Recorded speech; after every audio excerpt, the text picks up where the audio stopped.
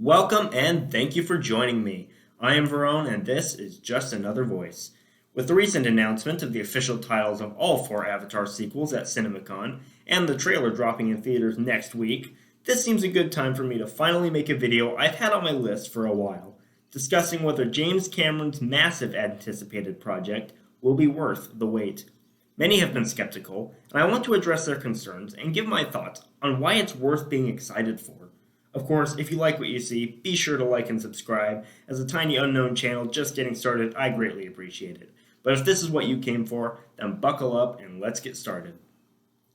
As we draw ever nearer to the release of the first trailer of James Cameron's sequel to the revolutionary global phenomenon, I've seen a large group of people quite dismissive of the upcoming project. Considering the success of the original and the sheer scale of the sequels, this initially surprised me, but upon looking into the arguments, I can see where they come from. I want to address some of the most prevalent negative projections about the future of the Avatar franchise in turn. First, I want to address those who claim the original wasn't even that good aside from the VFX technology, and that there's no reason to expect anything different or more from the sequel, or wonder why one is even worth making. For that, let's take a quick look at Cameron's career. The acclaimed director is responsible for two of the most beloved sequels ever made, Aliens and Terminator 2 Judgment Day. Both films followed very good movies in their own right, but managed to improve upon them and earn places as universal favorites in their respective franchises. But let's take a look at the predecessors of both these films a bit more closely. Ridley Scott's Alien was an innovative and original addition to the sci-fi horror genre that possibly defined it going forward, taking a fairly basic horror story structure and placing it in a setting where the threat was automatically enhanced by it. The unknown of space. It was a masterclass in horror that also brought a unique take to the sci-fi genre, exploiting our fear of the unknown to the maximum.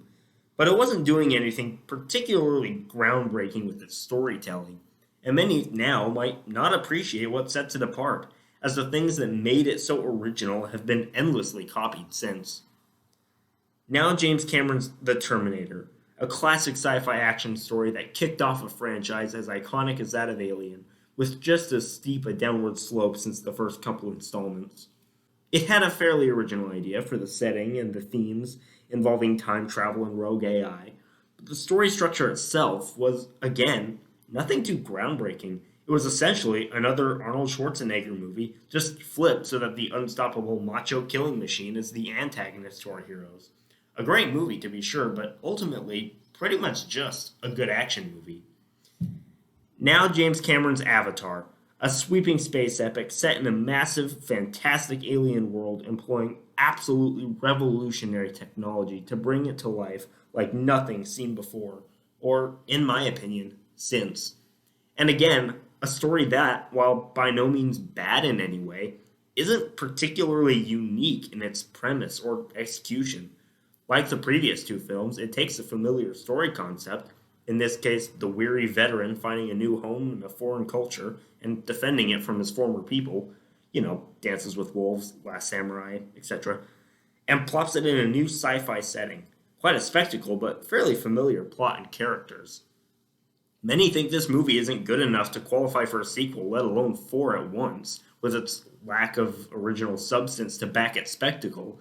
But let's not forget what James Cameron followed up each of the other films we talked about with. Both Aliens and T2 took the characters and concepts established in the original films and took them to completely new places. He took stories that brought new spins to familiar concepts and used them as springboards for utterly groundbreaking storytelling that further developed their characters and ideas and took their stories in new directions, elevating both franchises from solid blockbusters to genre-transcending epics. And there's no reason to think he can't do the same again. Sure, there's no guarantee that he will, but there's every reason to expect as much. From what we know of the story, it'll focus on the family of Jake and Neytiri and their growth and development over the series as the kids grow up and become important characters in their own right. It looks to me to be the foundation of a powerful and deeply poignant story that can expand upon and further develop what has been laid down by the foundation of the original. Time will tell, but I can't wait to see it. Now, ever since the announcement of four more movies, People have assumed this to be a greedy studio cash grab and assumed the many delays to be the result of studio interference and creative difficulties, which would confirm suspicions of a studio driven move to generate money based on the tremendous financial success of the original film. This is an understandable assumption, but it is very false, and I want to clear it up. As far as the many delays go, it's important to remember that the first one took multiple delays to wait for the available technology to catch up to Cameron's vision. It was originally slated to be released about a decade or so before it eventually was, and needed to be pushed back drastically in order for motion capture technology and 3D animation to reach a point where it could be implemented on the scale he wanted. And for this film, he's employing new techniques to take it a step or two further, not to mention filming a large portion of the film in and underwater, which is obviously complicated with mocap technology, and he has not made any shortcuts to make it happen. He's been diligently striving to make the leaps in filmmaking technology required to make his movie, and will not settle for less than the best it can be. As for the number of sequels, I think it's important to remember that studios rarely greenlight multiple sequels at once, and filmmakers have to fight when they want to film multiple simultaneously. Studios are cautious and want to make sure something does well before greenlighting a sequel that'll prove a waste of money if its predecessor doesn't earn it. Denis Villeneuve wasn't able to get Warner Brothers to allow him to film parts 1 and 2 of Dune at once. The Lord of the Rings trilogy was the exception, not the rule. If this was a studio move, odds are they would have only greenlit one at a time. The truth is, the four sequels all being filmed simultaneously were Cameron's idea, and he had to convince the studio to allow it. Of course, if anyone can convince a studio to greenlight four sequels at once, it's the guy who just pulled off the highest grossing box office hit of all time, for the second time in a row. So I think it's safe to say this isn't a massive studio cash grab, but if skeptics aren't calling it a cash grab, they're probably calling it a vanity project, the most expensive vanity project ever produced by Hollywood. And this is a harder point to refute, partly because it's kind of arbitrary and hard to define what a vanity project really is. But let's take a look at what's going on behind the scenes.